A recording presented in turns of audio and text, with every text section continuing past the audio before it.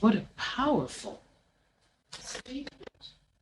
Truth. I seek the inner guidance. I turn away from the opinions of the world and the opinions of others. I think that that has been one of my biggest challenges because and I tend to, well, certainly I just thought crazy Martine could not get this life right. So I sought outside of myself forever. Books, I grew up, both of my parents were teachers for the UN. Um, and so this idea of seeking a teacher, seeking a guide, I love the idea of sitting. I've visualized since I was a child because I was surrounded with books. I was blessed to be rich in the fact that education was valued in my family. There were always books. And once I discovered the idea of the Buddha, I dreamt of sitting at the feet of someone who would give me all the answers and I wouldn't have to struggle. And it would do this, do that, and it'd all be perfect. Little did I know I would have to turn within as I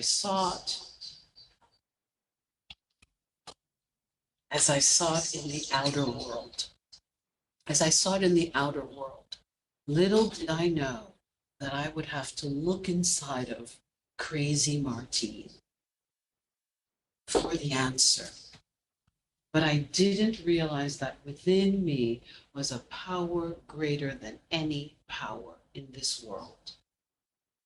And through that oneness, I realized that I was not a victim to my circumstances, to my experiences. And at first, it seemed as though I was playing a role and I didn't believe what I was speaking. I'm not a victim, I'm powerful. I didn't believe it.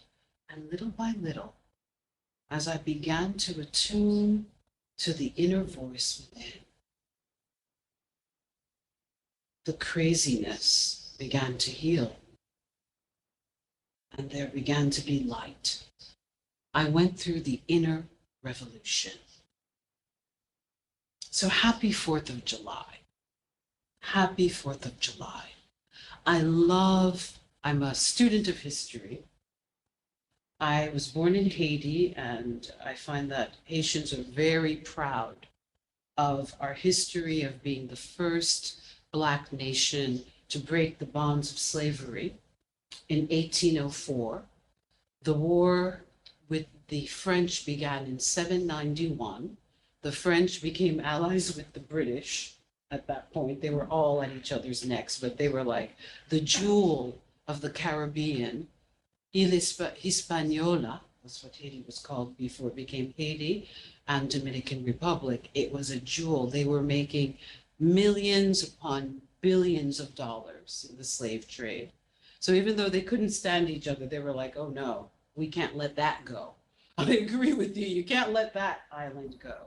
So the French united with the British and then the Spanish. And it took 10 years. Africans that came from everywhere in Africa, many of whom were illiterate, who had never been militarily trained, got together and fought this war. France lost so much money in the war against Haiti that it sold the Louisiana territory.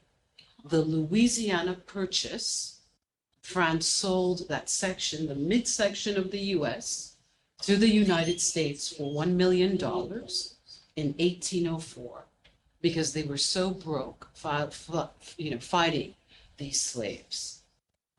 This was the same century as, of course, the American Revolution of 1776, the French Revolution, and then the Haitian Revolution. And I was doing some research, and the Chinese Revolution of 1901, those four revolutions have shaped the geopolitical landscape of the globe. They were that impactful, that they have reverberated through time. So, my beloveds, in this energy of revolution, and what were all these people seeking? Freedom, inner freedom, inner freedom. to step out of that inner consciousness of freedom and to experience that freedom in the world. But first, it was an idea. It was an idea in the mind of God. And what people don't understand, it's so messy. This life school is so messy. The founding fathers were the only ones, as imperfect as they were, many of them slave owners. They were the only ones in the age of enlightenment tuning into this idea that all men could be free. All. And it began with men, because men were the only people in the Western world who were considered citizens. So they were living within their context. When people get angry at these things, I don't understand. I'm kind of like, well, if the context was that you are a human being and someone who looks like me was an animal, how do you expect human beings who are born within a context to really step out of that? We have to give grace. As brutal as things can be, we have to give grace. If it were you, I'm certainly not a Buddha. I certainly would, make mistakes and maybe hate people that everyone is telling me to hate. Anyway, I digress. But let's give people grace. But they were the only ones on the planet that were beginning to believe that men of all classes could be free. In my research, it said that the American Revolution and the French Revolution and the Haitian actually, were so significant because for the first time in the history of humanity, humans overthrew the monarchy in Europe. That was a watershed quantum leap in the consciousness of man, of humanity. That the monarchy, that people were equal, that there weren't this like 0.2% of humanity ruling over all of humanity. This was everywhere. The monarchy had the only right to be human. They overthrew the monarchy. That was a quantum shift. And then here, everyday men formed a nation. Spirit, thank you. Everyday human beings formed a nation. Divine right. The kings and the queens and the aristocracy were said to have divine right. They were the only people who could go to a land and say, I claim this. And these men, 56 came together and formed a nation in the Western world. If that's not God, because it was the tipping point that was needed to shift the consciousness of humanity so that we could begin to embody the principle of inner freedom. It had to begin somewhere with human beings who were very limited, so that you and I could sit here today, me, a Haitian Black woman, with friends of all colors, Black and white together. It had to begin somewhere. And now the question is, will you be free within? Will you be free within? What are the chains that are binding you? Who are the dictators in your consciousness? The kings and the queens and the tyrants that are torturing you. Will you be free within this day? When there are holidays collectively in the collective unconsciousness, it is an opportunity for humanity to look at the principles behind the celebration and to ask oneself, am I abiding by the spiritual truths that are hidden within this holiday? Because we are brilliant and God must really enjoy us, we will argue amongst ourselves about what people should have, could have, would have done, instead of looking at the higher principles. I wasn't born in America. I came here, I'm an immigrant. I became an American citizen. And regardless of that fact, the American Revolution speaks volumes to me spiritually. So we are reflecting on the spiritual significance of July 4th, a day that's revered by many as a celebration of independence and freedom. While it's so easy to get caught up in the festivities and the political ramifications, let us pause and contemplate the metaphysical, esoteric, spiritual depths hidden within. So on the 4th, we commemorate the birth of a nation created by imperfect human beings. Not God, God working through humanity, but limited, ego-driven, meaning ego mind-led, men who for a moment could begin to have a spiritual conversation about spiritual principles, that all men are created equal and endowed by their creator to live and embody certain rights and principles. Astonishing. The heads of the European monarchy were rolling. They could not believe the audacity of these landed gentry to do such a thing. There were hits. People were planning hits on these men. This couldn't go around the world. It would change the history of humanity forever. This was a radical affront to the status quo. But with the courage and power of God, they drafted this beautiful declaration. So there is a profound parallel, my beloveds, to our individual spiritual journeys.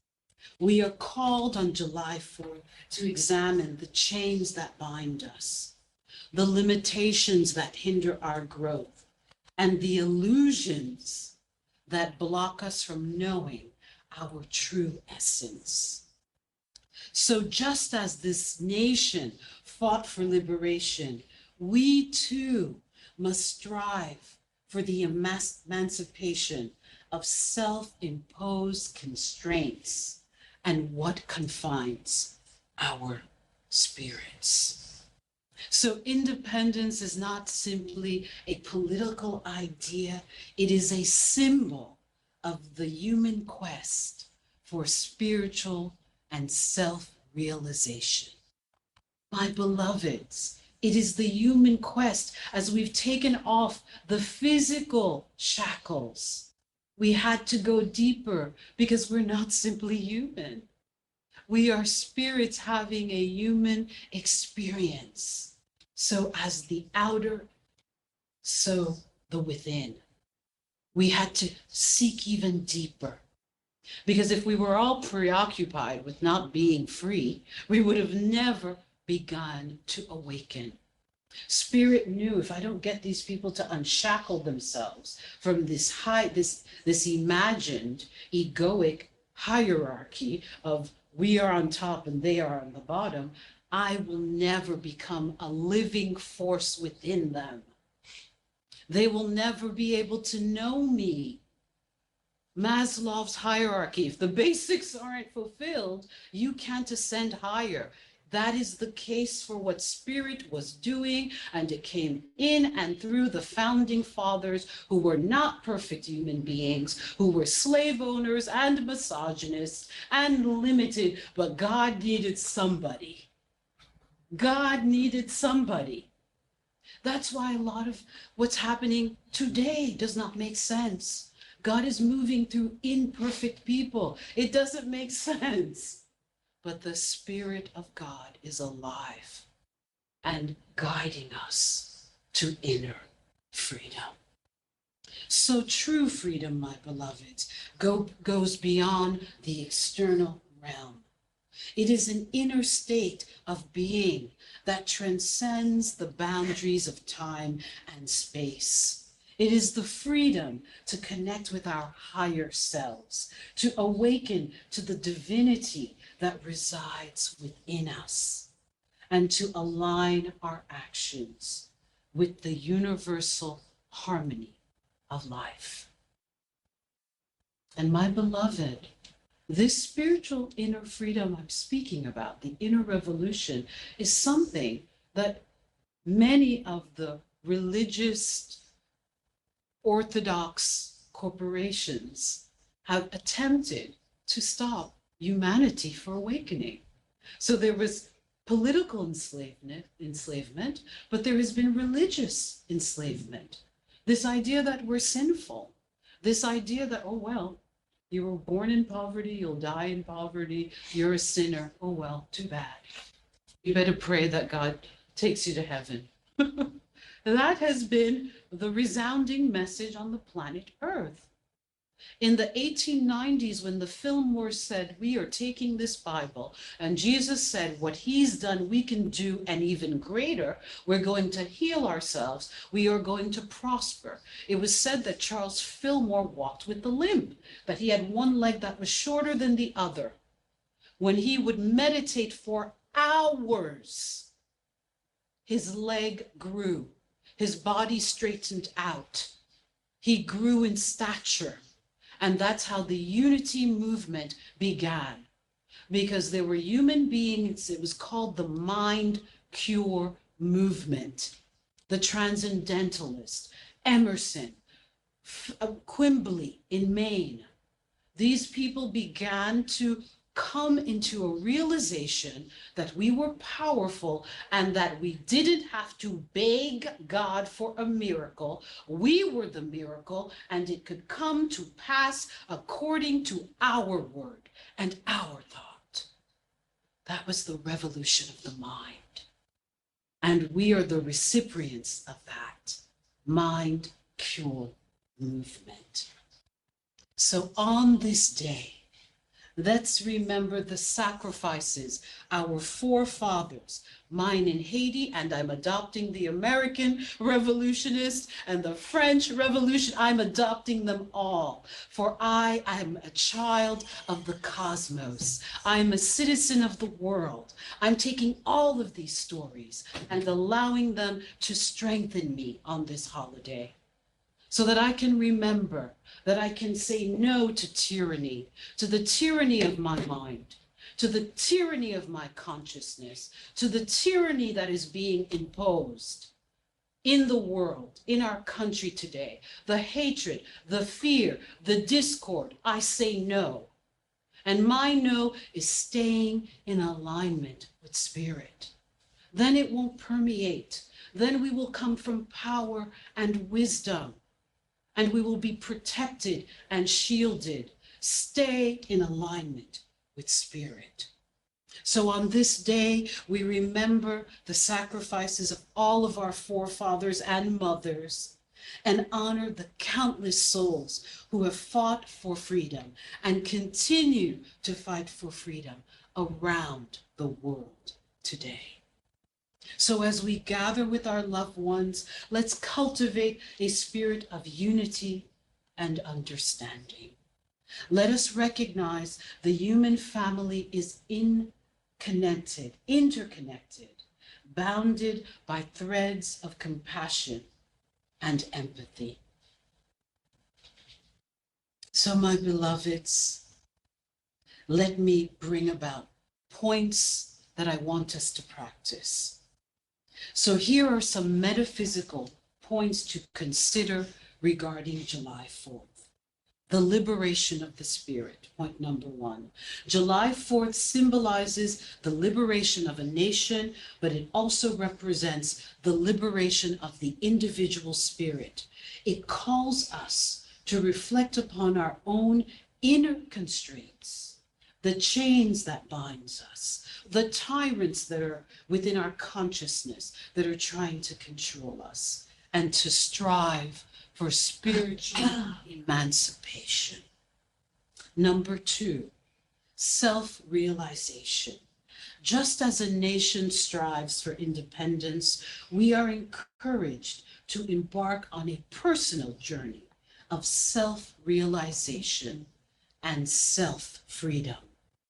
July 4th reminds us to explore our true nature, to break free from limiting beliefs that are holding us back, and to align ourselves with our higher purpose and with our higher consciousness. Number 3, inner freedom.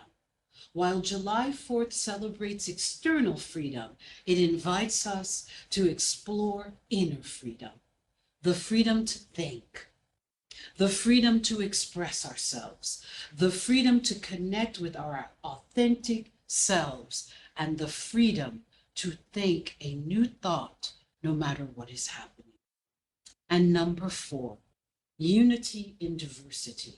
As we celebrate July 4th, we can contemplate the metaphysical concept of unity in diversity, the diverse backgrounds and experiences and perspective of individuals coming together under a common vision can mirror the interconnectedness and oneness of all beings on a spiritual level.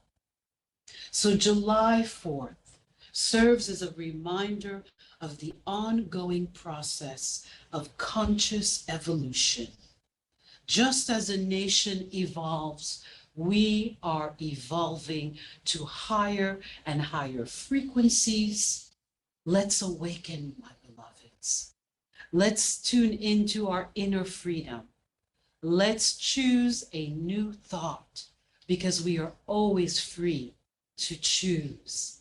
Let's give thanks for all of these humans everywhere who have fought for freedom because they were inspired and guided by the divine freedom that exists in God. And so